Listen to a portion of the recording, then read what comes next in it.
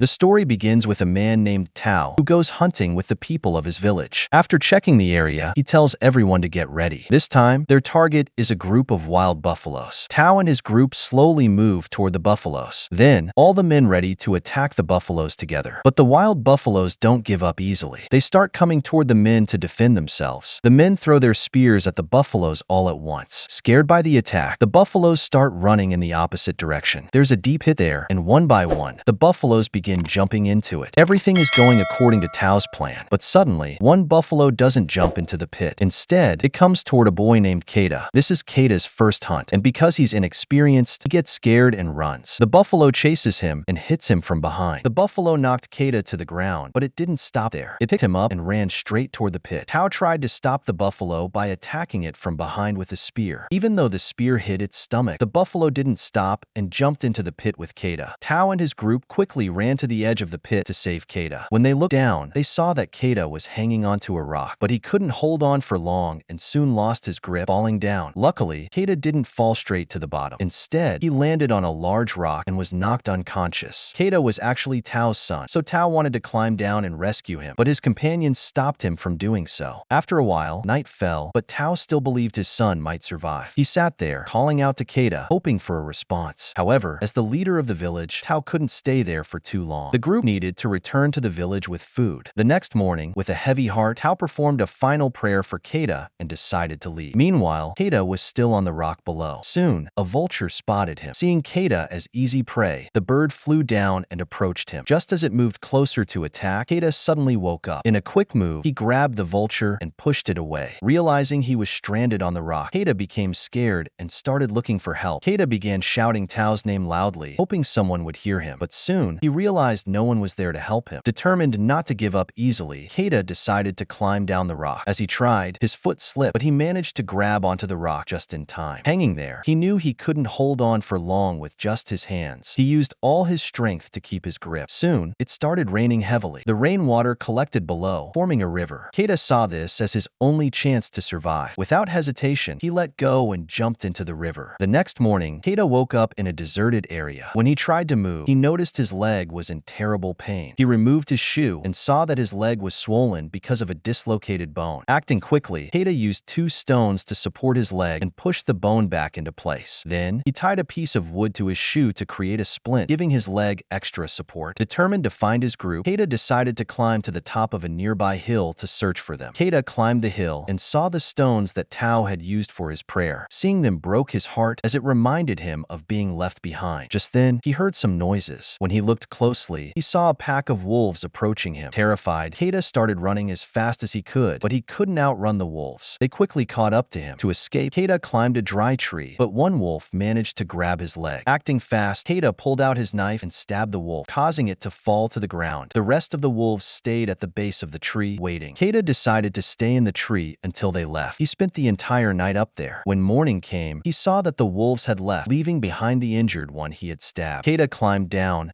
and tied his knife to a stick to make a weapon. He approached the injured wolf to kill it, but felt pity seeing its condition. Instead, Keda decided to spare its life. For his safety, he tied the wolf's mouth with a rope and carried it on his shoulders. He found a cave and spent the night there. The next morning, while applying herbs to his wounds, the wolf managed to untie the rope around its mouth. Even when the wolf freed itself, Keda remained calm. After a while, he even tried to give it water. The wolf bared its teeth, trying to scare him, but Keda stayed patient and continued offering water. Seeing Keda's calm behavior, the wolf eventually relaxed and drank the water. Keda felt happy watching this change. He also noticed worms on the wolf's wounds. Carefully, he removed the worms and fed them to the wolf. Keda understood that both of them needed food to survive. The next day, Keda hunted a rabbit. While Keda was preparing to cook it by lighting a fire, the wolf tried to snatch the rabbit from him. Keda knew he needed to show the wolf who was in charge. He quickly scared the wolf away and, to prove his dominance, bit into the raw rabbit himself. The wolf, intimidated, quietly sat in its place. That night, Keda ate properly for the first time in days. Meanwhile, the wolf sat silently, watching him. After some time, Keda gave the wolf some food, but made it clear that it needed his permission to eat. Over the next few days, Keda rested and regained strength. Once he felt ready, he decided to return home before the snowfall began. Keda decided to return home, but knew he couldn't take the wolf with him. He spoke to the wolf, asking it to find its pack, but the wolf refused to leave. Left with no choice, Keda decided to leave the wolf wolf behind and head home alone. As Keda started walking, the wolf slowly began following him from a distance. Annoyed, Keda tried to scare it away by throwing a stick, but instead of running off, the wolf picked up the stick and ran ahead, playing fetch. Before Keda could process this, he noticed a group of wild boars nearby. The wolf, seeing the boars, immediately charged toward them. Keda, frightened, held his spear tightly and stood still. One boar, trying to escape the wolf, ran toward Keda. However, instead of attacking it, Keda froze and let it go, allowing the boar to escape. The wolf seemed disappointed, as Keda's hesitation meant they had lost their chance to get food. However, after a short while, Keda and the wolf came to an unspoken understanding. Keda decided to name the wolf Alpha. Over the next few days, with Alpha's help, Keda became much better at hunting. Together, they formed a strong bond and worked as a team to survive. Keda and Alpha slowly started to understand each other better. At night, Alpha would cuddle with Keda to keep him warm, and Keda began to enjoy their bond. They became a true team, relying on each other for survival. As winter fully arrived, the entire area was covered in snow. Despite the harsh conditions, Keda and Alpha managed to hunt and move forward. One day, while walking on frozen ice, Keda slipped and the ice beneath him broke, causing him to fall into the freezing water. Trapped under the ice, Keda couldn't find a way to surface. Alpha tried breaking the ice with his weight, but couldn't succeed. After struggling for a while, Keda finally used his knife to cut a path to the surface. With Alpha's help, he managed to climb out, shivering but alive. The next day, Keda spotted a man sitting outside a tent. Overjoyed, he rushed toward him, hoping for help, but soon realized the man had frozen to death. Heartbroken, Keda entered the tent in search of food, but there was nothing useful. Disappointed, he decided to keep going, determined to reunite with his family. As they continued their journey, a fierce snowstorm appeared in their path, making their struggle for survival even harder. Despite the challenges, Keda and Alpha pressed on together, refusing to give up. Keda and Alpha saw some hunting dogs coming after them. Using his intelligence, Keda quickly ran with Alpha into a cave to escape the storm and the dogs. Once inside, they stood ready to defend themselves. After waiting for a while, they realized the dogs must have been caught in the storm. Keda thought the danger had passed, but Alpha was still ready for anything, facing the wall, prepared to fight. Suddenly, a black leopard appeared in front of them and lunged at Keda. Alpha, to protect Keda, stepped forward to confront the leopard. The two animals started fighting. At first, Keda was terrified, but he knew he had to do something to help Alpha survive. Summoning all his courage, he fired an arrow at the leopard. The arrow hit its target, and the leopard fell to the ground. After the fight, Keda called out for Alpha, who had fallen down beside the dead leopard. After a few moments, Alpha managed to free himself from the grip of the leopard and stumbled over to Keda, but his injuries forced him to collapse again. Keda knew Alpha had saved his life several times, so he stayed by Alpha's side, making sure he was alright. Keda was determined to bring Alpha home no matter what. The next morning, they resumed their journey. After a few hours, they came across a stone with the symbol of Keda's village, meaning they were close to home. However, Alpha's steps were weakening due to his injuries, and soon he collapsed. Keda was desperate to get Alpha home, but seeing the pain on Alpha's face, he realized Alpha couldn't walk anymore. Despite this, Keda refused to give up. He decided to carry Alpha in his arms and continue on his way. They walked through the night, and the next day, with all their strength, they crossed many mountains. Finally, they reached a place where Keda could see his village. He carried Alpha in his arms and made his way to the village, but as soon as he arrived, he collapsed. Tav, Keda's father, was shocked to see Keda alive and immediately ran to embrace him. Soon after, Keda's mother, who had lost hope of seeing her son again, arrived. Keda was overwhelmed with happiness to see his parents, but then Keda told his father to save Alpha at any cost before passing out. When he regained consciousness, he learned that Alpha had given birth to many puppies. This revealed that Alpha was actually a female wolf who had been pregnant throughout their journey, yet still helped Keda. This revelation made Keda love Alpha even more. If you like the video,